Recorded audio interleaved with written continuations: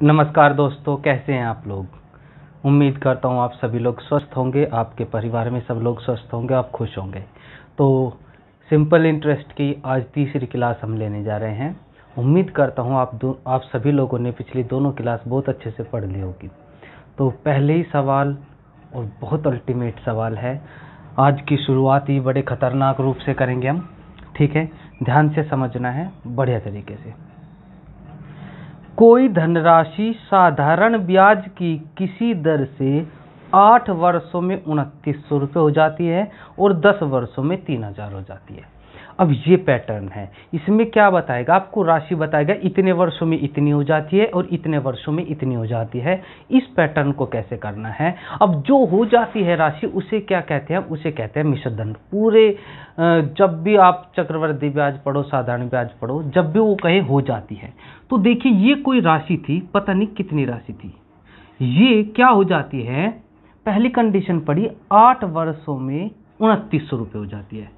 तो 8 वर्षों में, यहां से 8 वर्षों में कितनी हो जाती है, 2900 रुपये हो जाती है मेरे भाई। और जो हो जाती है उसे अमाउंट बोलते हैं, अर्थात 2900 रुपये क्या है, मिश्र धन है, अमाउंट है।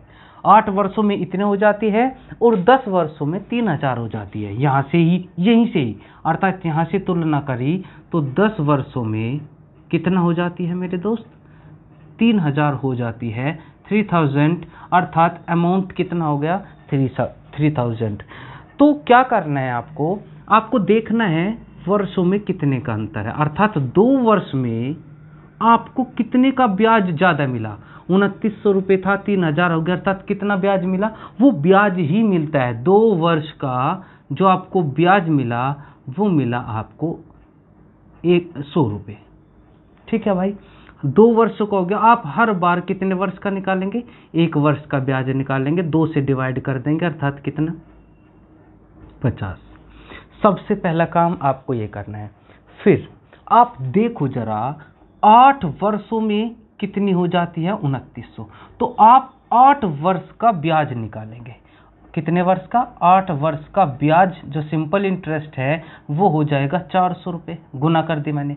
अर्थात यहाँ पे जो राशि थी उस पे ब्याज लगा 400 रुपये का, और वो कितनी हो गई, 2900। और मैंने क्या बताया था आपको, जब आपको ब्याज है और मिश्र धन है, मिश्र धन अमाउंट क्या होता है, अमाउंट होता है सिंपल इंटरेस्ट में प्रिंसिपल ऐड होके। अमाउंट है कितना, 2900। 2900 में से जब मैं 400 इधर ले जाके ऐसा ही घटा दूंगा तो रह जाएगा 2500, अर्थात जो प्रिंसिपल आ गया, मूलधन आ गया, वो कितने आ गया, 2500 रुपये। तो आपसे पूछेगा, इसमें 2 सवाल बनते हैं। सबसे पहला तो यहाँ आता है, वो पूछेगा आपका प्रिंसिपल या मूलधन कितना था, तो वो कितना था, 2500 रुपये। दूसरा सवाल पूछेगा कि आप उसकी रेट बताइए, दर बताइए। तो कुछ नहीं करना, आपको फॉर्मूला लगाना है, सिंपल इंटरेस्ट PRT/100। आप अगर ब्याज जितने रखोगे उसी का समय लिखना है, कहने का तात्पर्य। अगर आप, ये भी तो ब्याज है ना, अगर आप 50 रुपये ब्याज लिखोगे तो समय कितना, 1। अगर आप 400 रुपये ब्याज लिखोगे तो समय कितना, 8 लिखोगे। तो मेरे अनुसार आप क्या करना, 1 साल का लिखना हर बार, अर्थात यहाँ 50, प्रिंसिपल आपके पास आ गया है 2500, रेट पता करना है, समय 1/100। तो 2 0 से 2 0, अर्थात R की वैल्यू आ गई 2%। तो जीवन में आपसे 2 ही सवाल बनाए गए, बड़ा ही बेहतरीन पहले ही सवाल है। 2-3 सवाल कराऊंगा, आप ध्यान से समझिएगा इस सवाल को, ठीक है। तो समझ में आ गया होगा। एक बार और बता देता हूं कि समय में इतना हो जाती है, 10 वर्षों में इतना हो जाती है, ये अमाउंट होते हैं। इनका डिफरेंस समय का 1 वर्ष, और यहाँ समय का डिफरेंस देख लो, ये देख लो। तो आपको 2 वर्ष का ब्याज आता है, 1 वर्ष का निकाल के 8 वर्ष, या तो आप 8 का निकाल लो या 10 का। अगर 10 का निकालोगे तो इसमें से घटाना है, 8 का निकालोगे तो इसमें से घटाना है, ठीक है। वहाँ से प्रिंसिपल आएगा, फिर PRT/100 से हम निकाल लेंगे। क्वेश्चन नंबर नेक्स्ट करते हैं मेरे भाइयों। क्वेश्चन नंबर नेक्स्ट कहा है इसने कि, ऐसे ही सवाल है बिल्कुल। इसने कहा कि 3 वर्षों में साधारण ब्याज की किसी दर से कोई धनराशि 3 वर्षों में 850। तो वही वाले पॉइंट, 3 वर्षों में ब्रिज बना देंगे ना, 3 वर्ष में कितना, 850 रुपये हो जाती है, और जो हो जाती है उसे अमाउंट बोलते हैं मेरे दोस्त। और 4 वर्ष में 925 हो जाती है, 4 वर्ष में कितना हो जाती है, 925 हो जाती है, ये अमाउंट होता है। तो आपको देखना है कितना वर्ष, एक वर्ष में कितने का ब्याज आ गया, एक वर्ष में ब्याज होगा, घटा देंगे 925 में से, तो 925 माइनस 850 5 7, अर्थात कितना का ब्याज आ गया मेरे भाई, 75 रुपये का सिंपल इंटरेस्ट हो गया 1 साल के लिए। क्या पूछ रहा है, वह धनराशि, धनराशि पूछ रहा है। तो धनराशि पूछ रहा है तो बस सीधे सीधे आप क्या करोगे, 3 साल का ब्याज निकाल लीजिए, 3 साल का ब्याज। तो 3 साल का ब्याज कितना, 1 साल का 75 है, तो 3 साल का गुना कर देंगे, यानी कि 3 से 3 पंजे 15, 3 से 21 और 1 22, 225 रुपये का ब्याज है। और ये क्या है, अमाउंट है। तो प्रिंसिपल क्या होगा, इस अमाउंट में से सिंपल इंटरेस्ट घटा देंगे, तो अमाउंट कितना 850 घटा देंगे 225, तो कितना रह जाएगा 5, 4 में से 2 गए 2, अर्थात कितना रहेगा 625 रुपये। तो ये क्या हो गया, आपका प्रिंसिपल हो गया। तो आप समझ रहे होगे, देखिए अगर आप 3 साल का निकाल रहे हैं तो इसमें से अगर आप 4 साल का निकालते तो 4 से गुना कर देते, 4 पंचे 20, 4 से 28 और 2 30, ये ब्याज आता 4 साल का आपके पास ब्याज आता। अब ये 300 रुपये किस में से घटाते, इसमें से। तो देखो 925 में से 300 घटा दो तो ये आ गया 625, दोनों 625 आ गए। अर्थात क्या कहने का मतलब है, 1 साल का ब्याज निकालिए, अगर आप 3 साल का ब्याज निकाल रहे हैं तो इस अमाउंट में से घटा के प्रिंसिपल आएगा, और अगर आप इसमें से इसका 4 साल का निकाल रहे हो तो इस अमाउंट में से घटाना, तब प्रिंसिपल सेम, क्योंकि प्रिंसिपल तो सेम ही रहना है ना। तो बस आपको ये चीजें मेरे दोस्त बहुत ध्यान से रखना है। नेक्स्ट क्वेश्चन, चलिए दोस्तों नेक्स्ट क्वेश्चन करते हैं। साधारण ब्याज पर उधार दी गई राशि 2 साल में 720 रुपये हो जाती है। देखो इसमें बस थोड़ा सा लैंग्वेज का खेल दिया है, 2 वर्षों में कितना हो जाए, 720 रुपये हो जाती है, और फिर 5 वर्षों बाद, देखो कितने ध्यान से, 5 वर्षों बाद यानी का, और फिर 5 वर्ष बाद का, अर्थात कितने साल हो गए, 7 साल हो गए।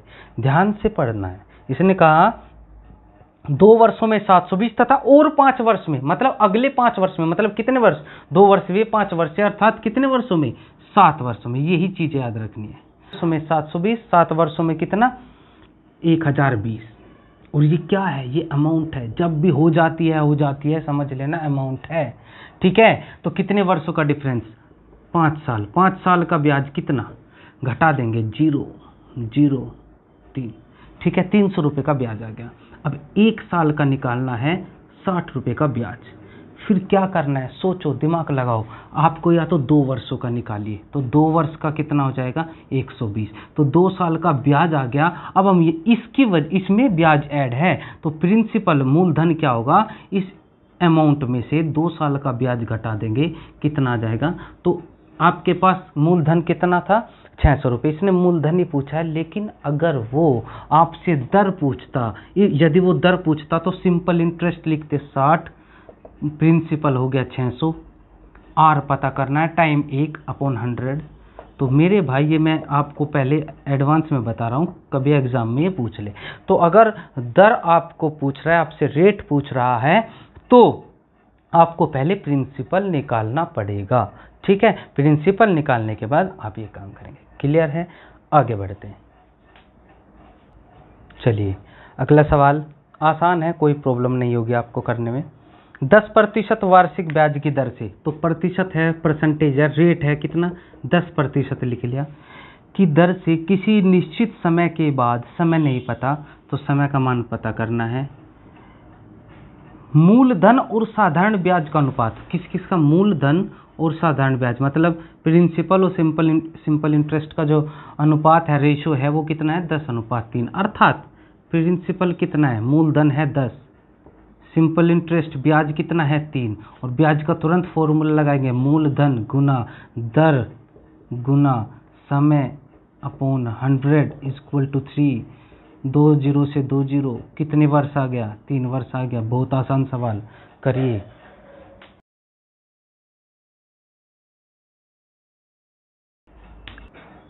सवाल बहुत सुंदर है, इंपॉर्टेंट लगा लेना। यदि XYZ 3 धनराशि इस प्रकार है, मतलब 3 आपको जो धनराशि दी है एक ही अवधि के लिए एक जैसी साधारण ब्याज की दर, मतलब एक ही तो सबकी रेट है और सबका टाइम भी एक ही है। इसने कहा y x के साधारण ब्याज के बराबर है। जो y है वो x का साधारण ब्याज है, मतलब x रुपए पे जो भी ब्याज मिलेगा वो किसके बराबर होगा, y के, और z y के साधारण ब्याज के बराबर है, अर्थात z जो है वो y का ब्याज है। y पे जो भी ब्याज मिलेगा वो z के बराबर है, x पे जो भी ब्याज मिलेगा वो y के बराबर है। तो x का साधारण ब्याज चाहिए, मतलब प्रिंसिपल x है, तो मूलधन x, दर पता नहीं, समय t/100, z इक्वल टू, इसमें भी करना है मूलधन गुना, क्योंकि इसने पहले क्या रखा है कि दर और समय बराबर है, तो r इंटू t/100 क्या करना है, दोनों को डिवाइड कर दीजिए। तो क्या y/z बराबर, तो rt से rt कट गया तो ये हो जाएगा x, और 100 से 100 कट जाएगा, x/y बच जाएगा। देखो इसको इसके नीचे लिखेंगे ना, तो rt से rt कट गया, 100 से 100 कट गया, ये रह जाएगा x/y। क्रॉस मल्टीप्लिकेशन गुना कर देंगे तो x इंटू z बराबर y²। ऑप्शन नंबर y² बराबर xz, यानी कि ऑप्शन नंबर 4।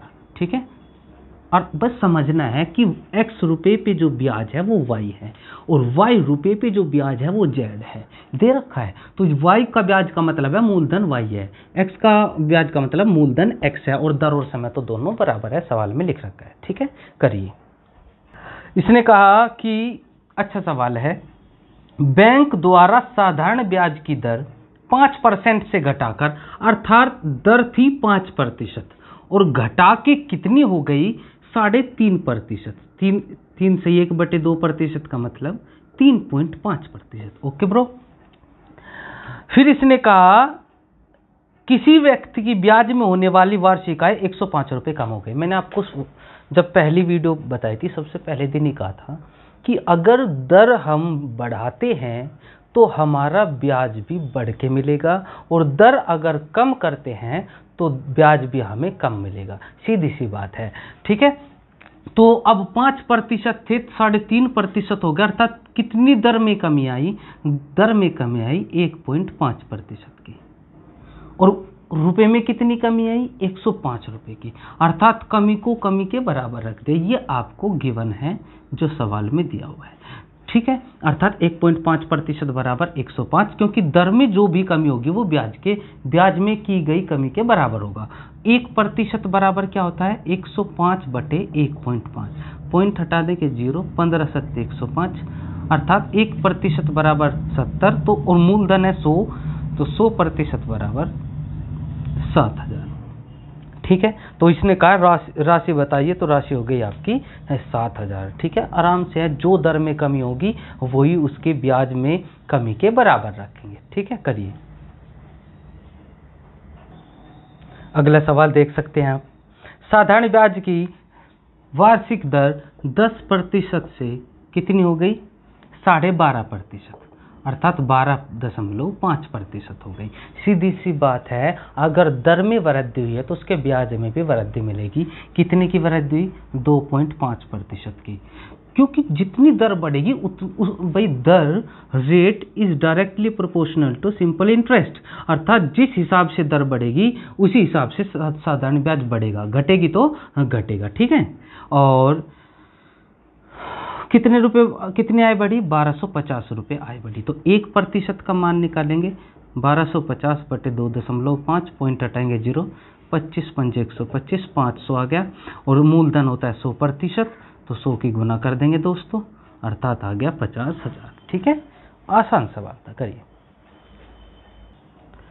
सवाल में कहा राम ने 60,000 रुपये में एक बाइक खरीदी कितनी, 60,000 में 10,000 रुपये नगद भुगतान कर दिए।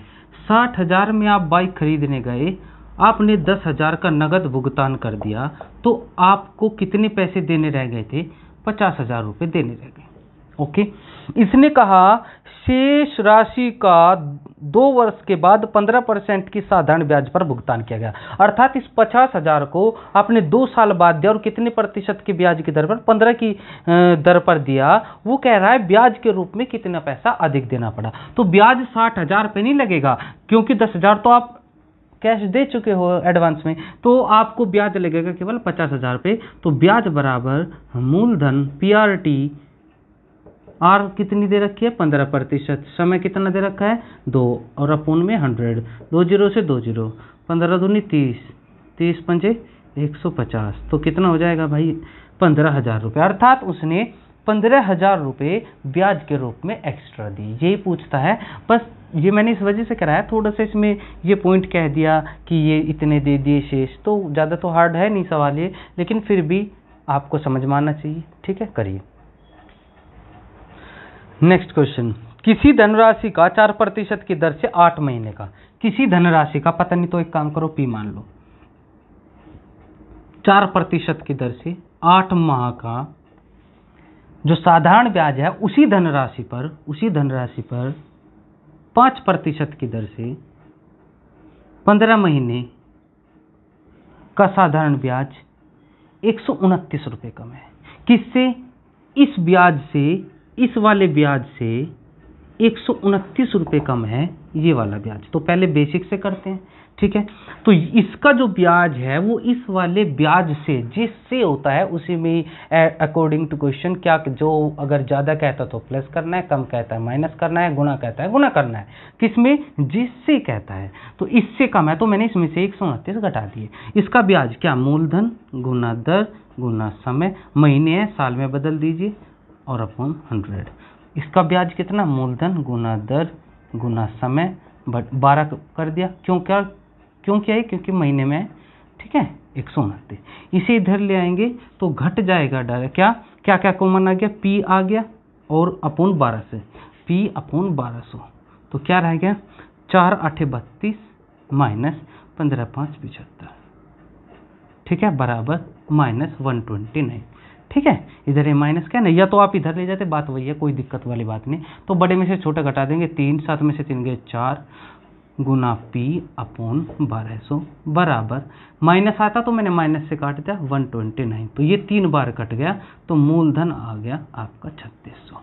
ठीक है, ये तो है आपका बेसिक, बहुत बढ़िया, जिससे आप सवाल, पता है जब हम एग्जाम में बैठते हैं ना, तो हमें, जब हम चैप्टर करते हैं तो हमें पता रहता है कि ये टाइप चल रहा है तो इस टाइप का अगला भी शॉर्टी की होगी या उसका तरीका ही होगा। लेकिन जब हम एग्जाम में बैठते हैं ना, तो हमें पता ही नहीं होता कि किस टाइप का क्वेश्चन आता है। तो पहले कोई भी बंदा होगा, पहले वो पूरा सवाल पढ़ेगा, और हर आदमी की, हर स्टूडेंट की जो अप्रोच होती है सोल्व करने की, वो सबसे पहले बेसिक से ही होती है। तो आप सवाल पढ़िए, आपका दिमाग क्या अचीव करना चाहता है, शॉर्ट करना चाहता है या बेसिक से।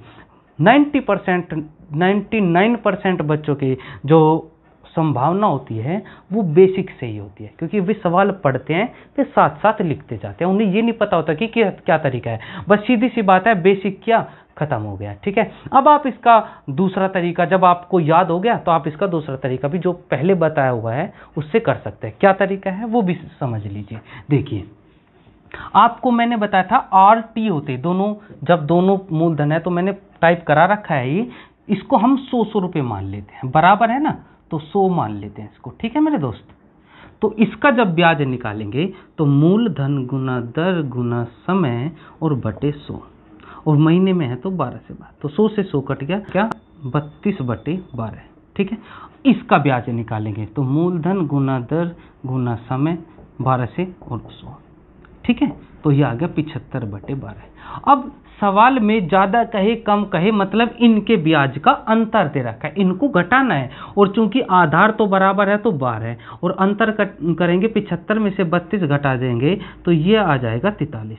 ये हमारे अकॉर्डिंग अंतर है, हमारे अनुसार क्या है कि ये ब्याज ज्यादा है, इससे कितने रुपए 43/12, ये तो हमारे अकॉर्डिंग है क्योंकि हमने 100 माना है। लेकिन मैंने कहा जो सवाल हम निकालते हैं वही सवाल के बराबर रखते हैं, और सवाल में कितने के बराबर है, ये है 129, तो ये इससे भाग करेंगे 3 बार, और ये इधर चला जाएगा तो 1 बराबर 36, और इसने कहा है धनराशि है 100, तो 100 बराबर हो गया भाई 3600।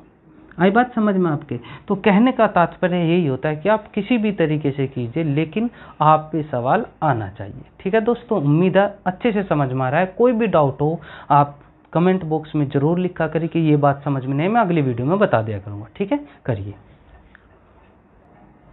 चलिए, सवाल बहुत सुंदर है। 1500 रुपये की कोई धनराशि दो भागों में बांटी गई। कितनी? 1500 रुपये की दो राशि दो भागों में बांटी गई। इसने कहा एक भाग पर 10%, इस भाग मैं मान लेता हूँ ये वाला भाग है, इस पर 10% की दर से 5 साल का ब्याज निकालिए और 12.5% की दर 4 वर्ष का, यानी कि 2 पैसे दिए, एक ये वाला मान दिया और 2 पैसे अलग अलग 1500 को बांटा। और क्या किया इसने, इन दोनों को रेट अलग अलग है, टाइम अलग अलग है और इसने कहा ब्याज बराबर है, यानी कि इस पर ब्याज और इस पर ब्याज बराबर है। तो ये दो राशि मैं क्या मान लूंगा, इसे P मान लूंगा और इसे Q मान लूंगा, क्योंकि इसने ऐसी कोई भी बात नहीं कि वे बराबर है। क्या है, इसने ब्याज बराबर दिया है। तो PRT/100 QRT/100 अलग अलग मानी है। तो 100 से 100 कट गया तो सीधा आ जाएगा P × 50 = Q × मल्टीप्लाई करेंगे तो ये आ जाएगा 4 × 5 = 20, 4 दूनी 8, यानी कि ये आ जाएगा 50। गुना करेंगे ना इसमें, ठीक है, 50 आ गया, 50 से 50 कट गया, क्यों इधर आ जाइए, तो P/Q = 1/1, अर्थात अनुपात आ गया 1:1 और अनुपात आ गया किस किस में, P/Q में अनुपात आ गया। अर्थात दोनों का जोड़ हमारे अनुसार कितना है, 2 और 2 बराबर किसके हैं, 1500। और किसका मान पूछा है, 12.5% पर। तो इस पर कौन सी दी गई है, क्यों का मान भी कितना है, 1, तो 1 बराबर कितना होगा, 750। ठीक है, अगर यहाँ क्यों का मान 3 होता तो आप 3 से गुना, पहले 1 का मान निकालिए फिर 3 से गुना कर दीजिए। समझ में आई है बात। अर्थात दो राशि बांटी, उसने दोनों का ब्याज बराबर दिया था, सोल्व किया, पहले इनका रेशो निकाला, दोनों का योग 2 है, 2 बराबर 1500, 1 बराबर निकाल के फिर देखो वो क्या पूछ रहा है। उसने क्यों का मान पूछा है, क्यों का मान 1 है तो 1 का मान ही है, पी का पूछता तो 1 है तो 1 है। अगर यहाँ इनमें से कोई ये 2 होता, 3 होता, 7 होता, उसकी गुना कर देते एक बार में। ठीक है, क्लियर है। नेक्स्ट चलिए सवाल करते हैं। नेक्स्ट 1750 रुपये की एक राशि, कितनी, 1750 रुपये की एक राशि दो भागों में इस प्रकार विभाजित की जाती है कि पहले भाग पर 8%, ओके, दूसरे भाग पर 6% की दर, गुड, दिया गया। प्रत्येक भाग पर ब्याज पूछ रहा है। वार्षिक का इसने दो भाग, तो वर्ष में कहा यानी कि एक साल। जब वार्षिक कहता है तो मतलब एक साल और इनके ब्याज बराबर है। ओके, अभी मैंने पिछला सवाल करा, इसको P राशि मान लीजिए और इसको Q, अर्थात गुना करेंगे तो 8P तो ये हो गया और 6Q ये हो गया, क्योंकि अपॉन 100 से कट जाएगा। तो आपको P/Q हो गया, इस 8 को इधर ले जाएंगे तो 6/8, 3/4 और दोनों का योग कितना है, 7, और 7 बराबर किसके हैं, 1750, 1 बराबर 7 दूनी 14, 7, 1 बराबर 250। तो पहले तो आप राशि पता कीजिए, क्या पता कीजिए, मतलब P राशि कितनी है। तो P का मान कितना है, 3 की गुना करेंगे तो ये राशि तो है 750 और ये वाली कितनी है, Q का मान है 4, तो 4 से गुना करेंगे तो ये आ जाएगा 1000। अर्थात पहला सवाल आपसे क्या पूछेगा, पहला सवाल पूछेगा कि 8% वाली राशि बताइए या 6% वाली, जैसे पिछले सवाल में था।